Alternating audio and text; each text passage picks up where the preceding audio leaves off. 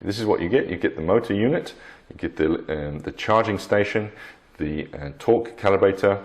This is the handpiece, the lubrication device for the handpiece, and the torque calibration burr. So when you first get in the kit, obviously you're going to want to charge it. Place it simply into the charging unit, and then plug it into the wall, and then switch this switch on here, and then that will charge, and it's very easy.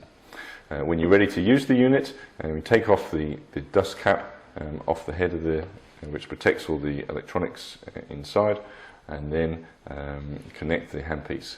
Now, I like to line up the burr button and the activation button on the motor for ease of use, but you can put this in any orientation on the unit depending on your access for the patient's mouth.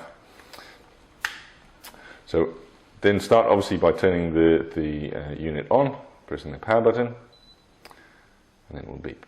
Now on the display you can see the revolutions per minute of the burr in the handpiece, the torque value, and the level of battery life that you have.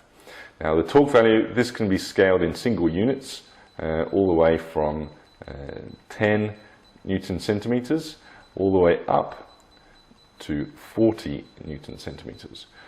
So this can be set, obviously, as you know, all the different implant systems have their various torque values from 10 to 32 Newton centimeters, so it really depends on the system, but this can very accurately determine what torque value you're applying to that screw. So to make sure that the torque value on the display is exactly what you are receiving from the head of the handpiece, it comes with a calibration device. So this is the calibration burr, and this clicks into the handpiece like so, and then you take your torque calibration unit and have that ready. Then you press and hold the letter C on the motor, and then it will beep twice, and you'll see the letter L displayed and cal. So to activate the initial phase, you press this button once, and it will count down from 3, and then the handpiece will begin to rotate. After a few seconds, it will then beep again,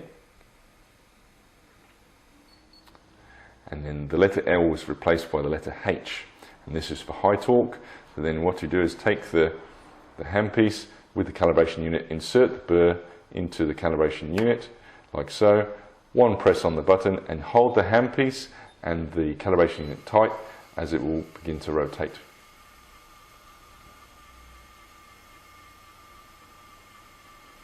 Once this phase is finished and it's calibrated, you'll hear a double beep, and that means it's been successful calibration, and you're good to go. So then you can disconnect the calibration burr and then put in whatever prosthetic burr you have. So long or short, they're all latch grip connections, and all the implant companies do these such restorative burrs.